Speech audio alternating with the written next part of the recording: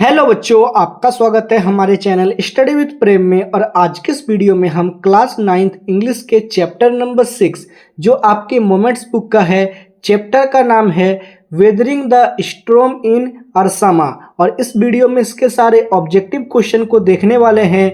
आप लोग इस वीडियो को लास्ट तक जरूर देखिएगा। चलिए क्वेश्चन नंबर 1 को स्टार्ट करते हैं। यहाँ पर क्वेश्चन नंबर 1 है, who is the author of weathering the storm in Ersama. तो इसके ऑथर कौन है, लेखक कौन है इस स्टोरी के? तो इसके लेखक कौन है भाई? तो वो है हर्ष मांदार। क्या नाम है उनका? हर्ष मांदार। ठीक है, क्वेश्चन नंबर 1 क्लियर है।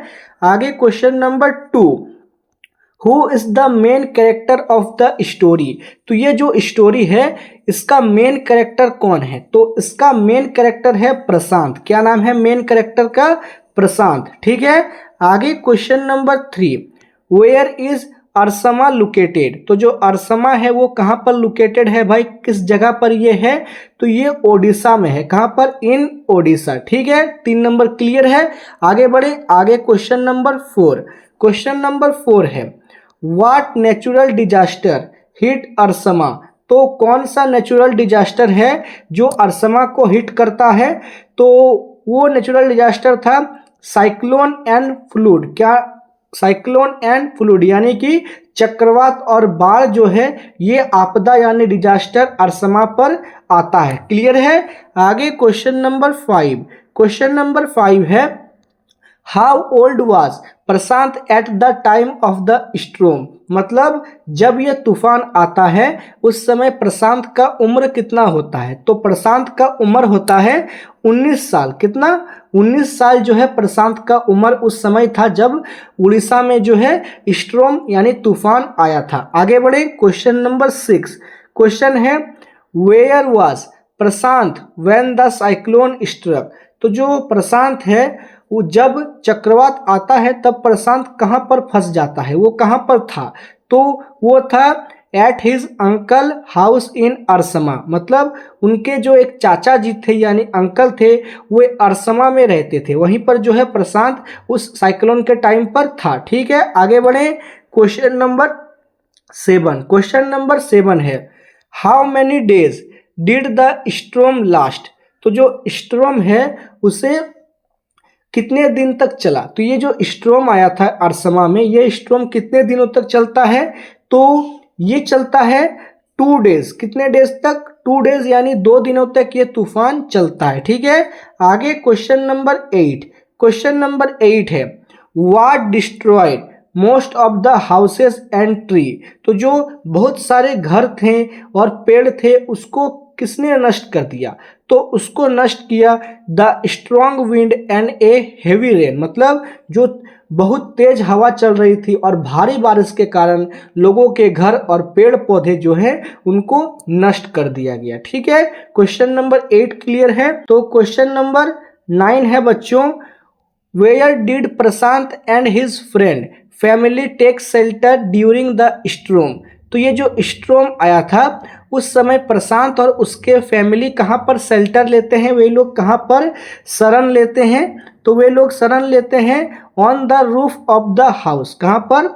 On the roof of the house, sorry on the roof of the house नहीं होगा, इसका आंसर हो जाएगा inside a small roof of the house. ठीक है, मतलब एक छोटा सा रूम था छत के पास, उसी पर जो है प्रशांत, उसके फैमिली और उसके फ्रेंड लोग उस स्टॉर्म अर्थात तूफान के दौरान वे लोग शेल्टर लेते हैं, आश्रय लेते हैं, मतलब वहीं पर वे लोग रहते हैं।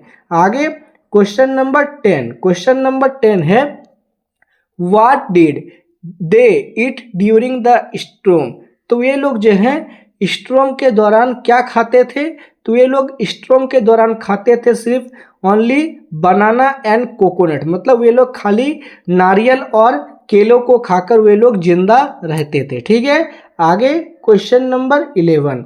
क्वेश्चन नंबर 11 है, what did Prashant see floating in the water after the storm. तो जो प्रशांत है वो क्या देखता है?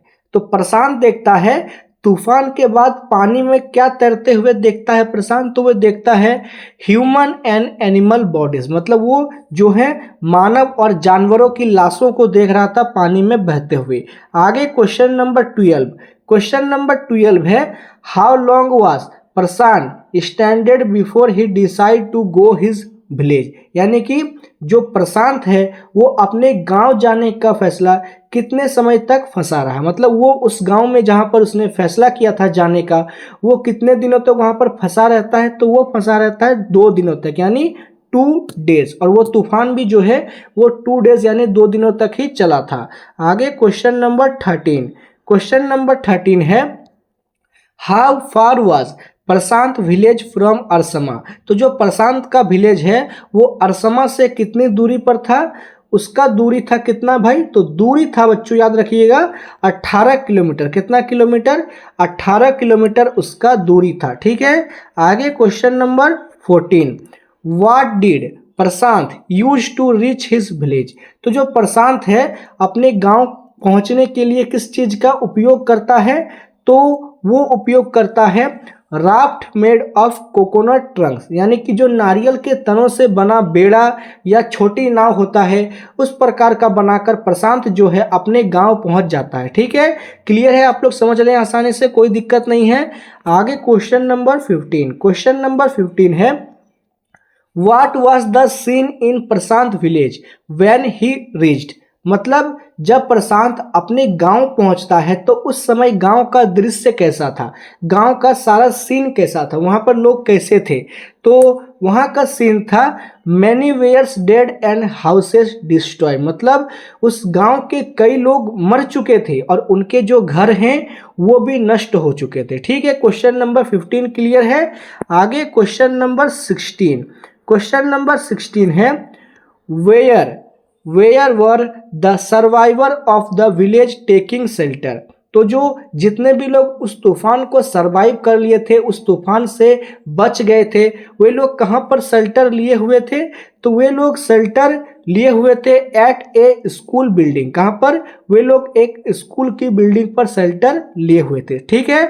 आगे question number 17। What did Prashant first do after meeting the survivors. तो जो प्रशांत है वो क्या करता है, मतलब जो लोग बचे हुए थे उनसे जब प्रशांत मिलता है तो सबसे पहले वे लोग क्या करते हैं? तो प्रशांत करता है he become their leader and help organise relief, मतलब वे जो हैं प्रशांत उनका नेता बन जाता है और राहत कार्य आयोजन करने में लोगों का मदद करता है, लोगों का वो हेल्प करता है। ठीक है, क्लियर है? आप लोग समझ रहे हैं। क्वेश्चन नंबर 18 है आगे who helped Prashant in organising the survivors. तो जो प्रशांत का मदद कौन करता है बचे हुए लोगों को संगठित करने के लिए या उन्हें अच्छी सुरक्षित जगह रखने के लिए? तो उसके मदद कर रहे थे his friend and the villagers, मतलब उसके जो प्रशांत के दोस्त थे वे लोग मदद कर रहे थे और गांव के जो और लोग थे विलेजर्स थे वो लोग भी प्रशांत का मदद कर रहे थे। ठीक है, क्वेश्चन नंबर 18 क्लियर है। आगे क्वेश्चन नंबर 19। क्वेश्चन नंबर 19 है what did Prashant organise first for the people. तो जो प्रशांत है वो लोगों को लिए सबसे पहले क्या आयोजित करता है? तो प्रशांत लोगों के लिए सबसे पहले आयोजित करता है शेल्टर एंड फूड, यानी प्रशांत जो लोग बचे हुए थे उनके लिए एक सुरक्षित जगह यानी शेल्टर का वो चयन करता है, बताता है कि ये जगह सुरक्षित है और उन लोगों के लिए फूड अर्थात खाने की चीज़ों का व्यवस्था जो है प्रशांत करने लगता है। ठीक है, क्वेश्चन नंबर 20 है how did Prashant and other get food from the peoples. तो जो प्रशांत और अन्य लोग थे वे लोग भोजन कैसे प्राप्त करते हैं? तो वे लोग भोजन प्राप्त करते हैं by sending a message to the military helicopter for help, मतलब प्रशांत और जो उसके अन्य दोस्त थे वे लोग मदद के लिए जो सैनिक के हेलीकॉप्टर होते हैं उनको संदेश भेजते हैं और उनको बताते हैं कि हमारे यहाँ पर कई सारे लोग जिंदा हैं और इनको जो है एक अच्छे शेल्टर और भोजन का जरूरत है। ठीक है, क्वेश्चन नंबर 20 आप लोग समझ चुके हैं। आगे क्वेश्चन नंबर 21 का क्वेश्चन है what did the helicopters drop for the people. तो जो हेलीकॉप्टर है वो लोगों के लिए क्या गिराते हैं भाई, तो वो लोगों के लिए गिराते हैं फूड सप्लाईज, यानी कि वे लोगों के लिए खाने की जो वस्तुएं होती हैं उन सभी चीज़ों को हेलीकॉप्टर से वो मिलिट्री के लोग गिरा रहे थे, ठीक है, और उनका हेल्प कर रहे थे। आगे question number 22, who was the first to get the food dropped by the helicopter. तो हेलीकॉप्टर के द्वारा जो भोजन गिराया गया था ना, सबसे पहले वो भोजन किसको मिलता है, तो सबसे पहले वो भोजन मिलता है द विलेजर्स, यानी कि जो गांव के लोग थे उनको जो है सबसे पहले ये भोजन मिलता है और वे लोग इसको खाकर जो है थोड़ा ताकत महसूस कर रहे थे, ठीक। आगे क्वेश्चन नंबर 23, क्वेश्चन नंबर 23 है what disease spread after the cyclone. मतलब जब भी कहीं साइक्लोन आता है या जो अरसमा में साइक्लोन आया था, उस साइक्लोन के बाद वहाँ पर कौन सा डिसीज यानी कौन सा बीमारी फैल जाता है, तो वहाँ पर फैल जाता है छोलेरा। क्या फैलता है, छोलेरा जो है वहाँ पर एक प्रकार का बीमारी है जिसे हिंदी में हैजा भी कहा जाता है। वो बीमारी जो है वो साइक्लोन के बाद वहाँ पर चारों ओर फैल जाता है, ठीक है। आगे क्वेश्चन नंबर 24, क्वेश्चन नंबर 24 है what did Prashant organise for orphan children. मतलब जो बच्चे अनाथ हो चुके थे, जिनके माता पिता मर चुके थे इस साइक्लोन में, प्रशांत उनके लिए क्या करता है, तो प्रशांत उनके लिए क्या करता है भाई, तो प्रशांत करता है ए चिल्ड्रंस शेल्टर। मतलब वे जो हैं, जो बचे हुए बच्चे थे उनके लिए एक शेल्टर का व्यवस्था करता है, एंड गेम्स एंड एजुकेशन, इन दोनों चीज़ों का व्यवस्था जो है प्रशांत करता है। इसलिए क्वेश्चन नंबर जो 24 है इसका राइट आंसर हो जाएगा option number D, both B and C. Clear है। आगे क्वेश्चन नंबर 25, क्वेश्चन नंबर 25 है what did the widows to the overcome grief. तो ये लोग क्या करते हैं, मतलब जो विधवाएं थे जिनके पति मर चुके थे, वे लोग दुख से उबरने के लिए क्या करते हैं, तो they start working in the food for work programme. मतलब जो लोग विधवा हो चुके थे उन्होंने काम के बदले भोजन के कार्यक्रम का काम करना शुरू कर दिया, ठीक है। क्वेश्चन नंबर 25 जो है इसका राइट आंसर हो जाएगा option number B.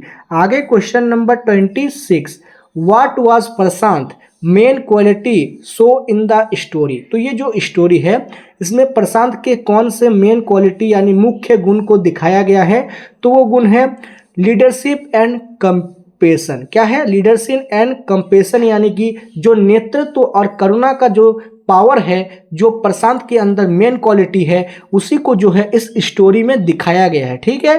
Question number 26 समझ रहे हैं आप लोग। आगे question number 27, what help the people of Ersama to recover. तो जो लोग तूफान के